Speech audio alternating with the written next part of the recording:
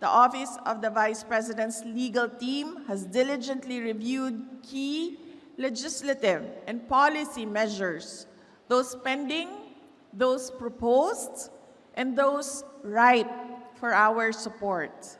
Allow me to highlight some of the crucial areas where we believe legislative and executive action is not just beneficial, but essential.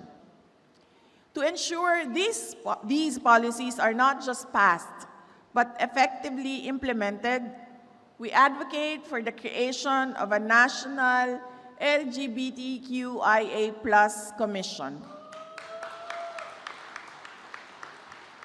This proposed body would serve as the comprehensive lead agency, coordinating with government bodies, formulating evidence-based policies, and developing vital empowerment programs, especially for the vulnerable sectors like the LGBTQ+